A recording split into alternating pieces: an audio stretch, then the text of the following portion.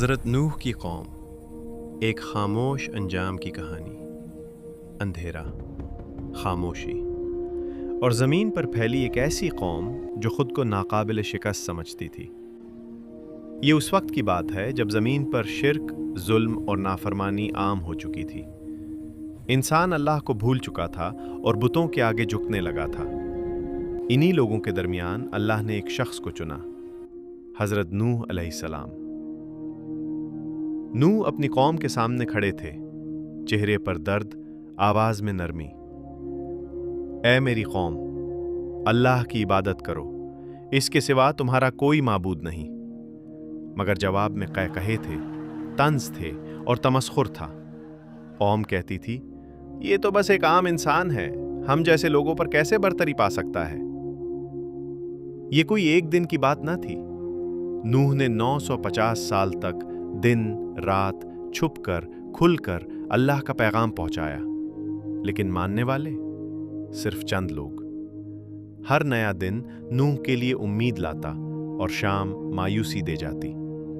قوم کہتی، اگر واقعی عذاب آنا ہے تو لے آؤ۔ پھر ایک دن اللہ کا حکم آیا، اے نوح، ایک کشتی بناؤ ہماری نگرانی میں۔ خشک زمین، دور دور تک پانی کا نام و نشان نہیں، اور نوح کشتی بنا رہے تھے۔ قوم ہنستی تھی، بوڑھا پاگل ہو گیا ہے، خشکی میں کشتی۔ مگر نوح خاموشی سے لکڑی جوڑتے رہے۔ کسی کو معلوم نہ تھا کہ یہ کشتی تاریخ کا سب سے بڑا راز بننے والی ہے۔ اچانک فضا بدلنے لگی، بادل گہرے ہونے لگے، ہوا میں عجیب سا خوف اتر آیا۔ نوح نے کہا، آؤ اللہ کے وعدے پر سوار ہو جاؤ۔ مگر غرور پھر جیت گیا۔ پھر زمین سے پانی ابل پڑا اور آسمان سے بارش ٹوٹ پڑی۔ یہ عام بارش نہیں تھی، یہ فیصلہ تھا۔ پانی بلند ہوتا گیا، چیخیں، پکاریں، مگر اب دیر ہو چکی تھی۔ نوح کا اپنا بیٹا بھی الگ ہو گیا۔ نوح نے پکارا، بیٹا ہمارے ساتھ آ جاؤ۔ جواب آیا، میں پہاڑ پر چڑھ جاؤں گا۔ مگر کوئی پہاڑ اللہ کے فیصلے سے نہ بچا۔ پانی نے سب کچھ خاموش کر دیا۔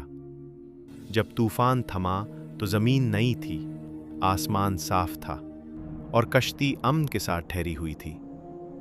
یہ کہانی صرف پانی کی نہیں، یہ غرور کے ڈوبنے کی کہانی ہے۔ جب پانی اتر گیا تو زمین نے پہلی بار اپنا بوجھ اتارا۔ وہ شہر جو کبھی شور، غرور اور انکار سے بھرے تھے، اب صرف یاد بن چکے تھے۔ نہ کوئی تخت باقی تھا، نہ کوئی بت، صرف مٹی اور خاموشی۔ نوح علیہ السلام کشتی کے کنارے کھڑے تھے۔ آنکھوں میں فتح کی خوشی نہیں تھی، کیونکہ انبیاء فتح پر مسکراتے نہیں۔ وہ جانتے تھے کہ یہاں ہار کسی اور کی نہیں، انسان کی ضد کی ہوئی تھی۔ یہ طوفان اچانک نہیں آیا تھا، یہ ان چیخوں کا جواب تھا جو 950 سال تک رحمت بن کر نازل ہوتی رہیں، مگر جنہیں مذاق بنا دیا گیا۔ اللہ نے قوم کو نہیں ڈبویا، قوم نے خود کو ڈبو دیا جب اس نے سچ کو جھٹلایا اور غرور کو تھام لیا۔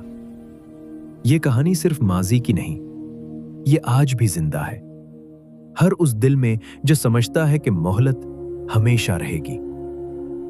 یاد رکھو، جب آخری لمحہ آتا ہے تو نہ رشتے کام آتے ہیں، نہ پہاڑ، نہ عقل، صرف ایک چیز بچاتی ہے، اللہ کی طرف لوٹ آنا۔ کیونکہ مہلت ہمیشہ نہیں رہتی، واپسی آج ہے، کل نہیں۔